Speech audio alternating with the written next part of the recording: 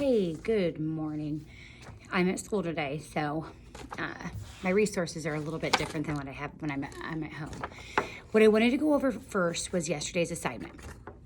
A couple of things that I noticed was, number one, when you miss those two figurative language questions, that tells me that you didn't watch the video that I posted that was 3 minutes long, because I gave you a very explicit examples of what a simile and a metaphor, which, remember, those compare two things.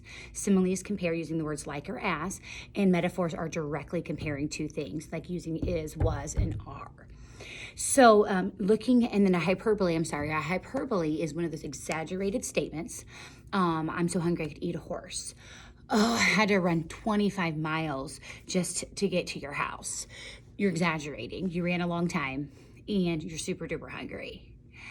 Finally, an idiom, that is that statement that is nonsense. It doesn't make sense. And so you have to make sense of those words together in order for you to understand the text. For example, it's raining cats and dogs. If you tell a small toddler it's raining cats and dogs, they don't understand that phrase. Therefore, they know what a cat, a dog, and rain is, but they don't understand those words together. Being in a pickle. When your stomach is in when your heart is in your throat.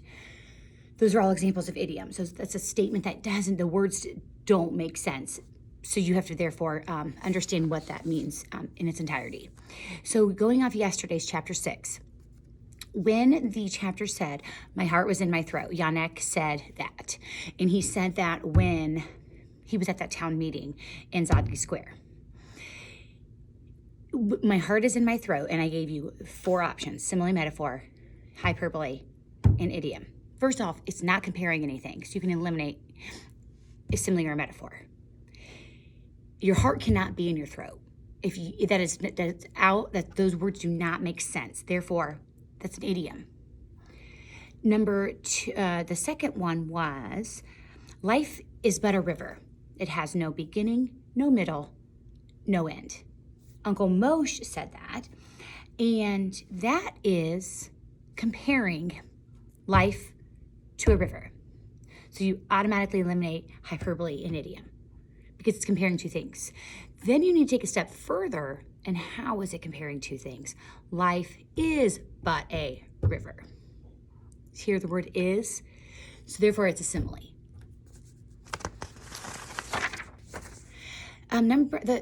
A good title for chapter 6 was a very commonly missed question.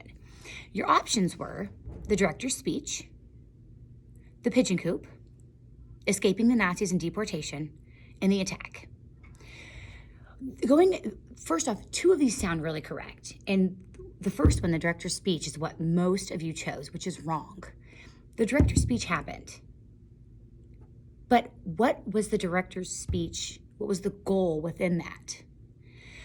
The Jews escaping the Nazis and deportation is that's what's going on in that whole chapter. They're hiding in the pigeon coop to escape the Nazis and avoid deportation. The director's speech was saying that 7,000 Jews were going to be deported and resettled. So the director's speech, yes, that happened. That was a major event, but what was the message he was sending out? Everybody should be scared. They're sending 7,000 Jews. So again, think about what the question's asking, and you guys need to use that strategy of eliminating your answers and then choosing from the 2 that you have left. The mood.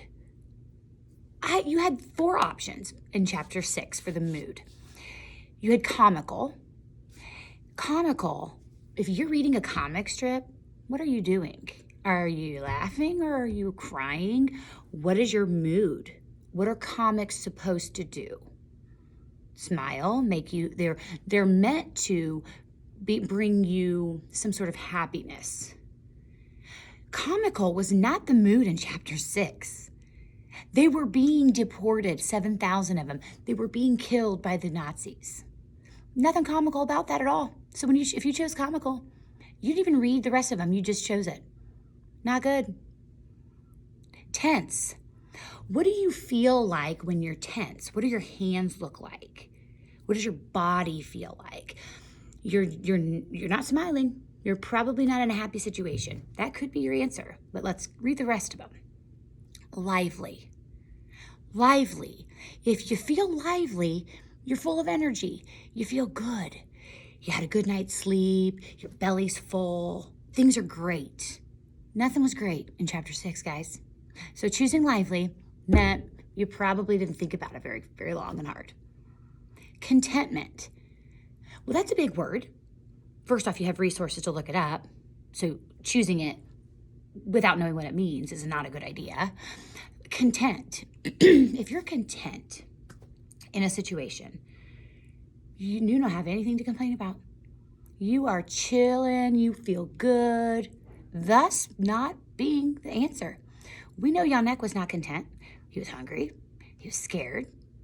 He didn't have his bar mitzvah like he wanted to. There was nothing content about chapter 6.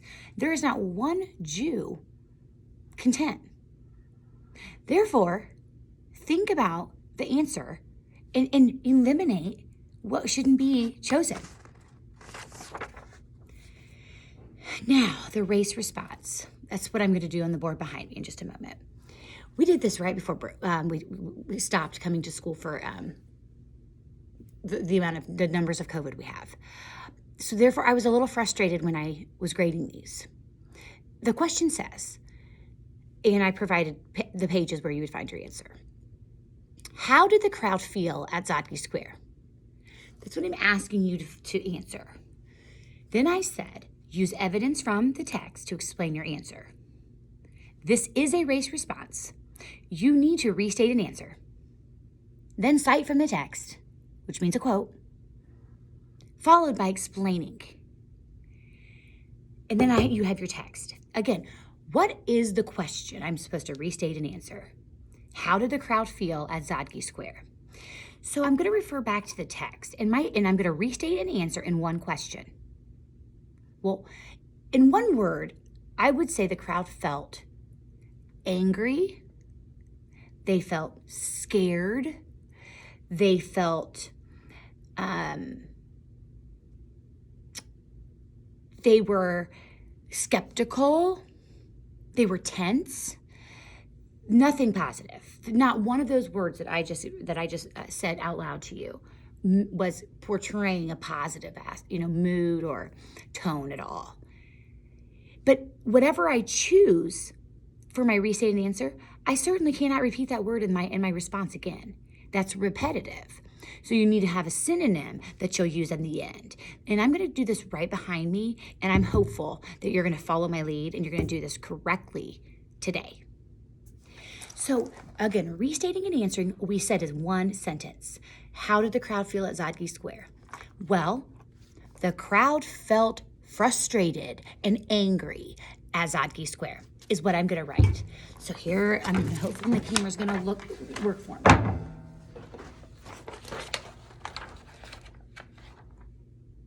The crowd felt angry and frustrated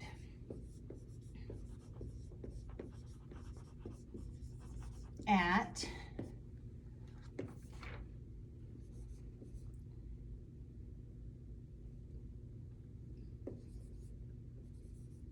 Zadkie Square. Period. Restate an answer. Period. Punctuate it and stop.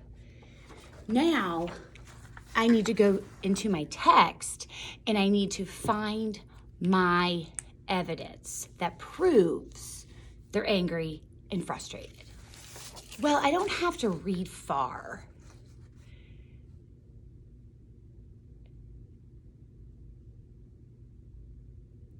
The crowd came alive with murmurs and sobs and shouts. 7,000 Jews? I thought, trying to comprehend a number so big. That would be something that I could cite that is evidence to support they're frustrated and angry. So my next sentence would be, the text states, and I'm going to need to use quotations.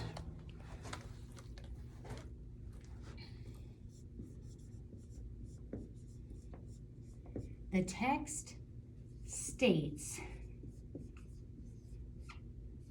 and then comma, then your quotations. And I would write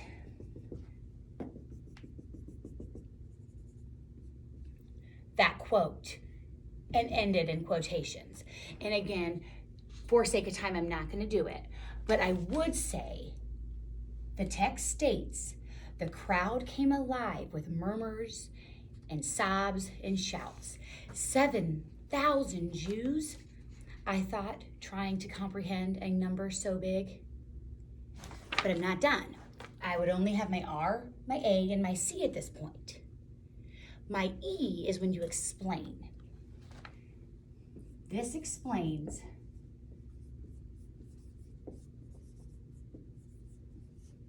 and what am I trying to explain? I'm trying to explain, this explains why the crowd was so angry and frustrated at Zadkie Square. I can't repeat angry and frustrated though, because I've already said it. So this is when you need to think of the synonyms. This explains why the crowd wasn't content while in the square listening to the director's speech. This explains why the crowd was unhappy in Zadkie Square while the director was giving a speech. Notice I did not repeat frustrated and angry, but I absolutely still used words that mean the same thing. So this explains, and actually I'm going to start over, I'm going to read it from the very beginning. Remember the question asked, how did the crowd feel at Zadkie Square? And my answer is, the crowd felt angry and frustrated at Zadkie Square. The text states, the crowd came alive with murmurs and sobs and shouts. 7,000 Jews, I thought, trying to comprehend a number so big. This explains why the crowd was so unhappy during the director's speech at Zadkie Square. And you're done. R, restate. A, answer. Same sentence. C is for cite. E is for explain. Let's try it again today.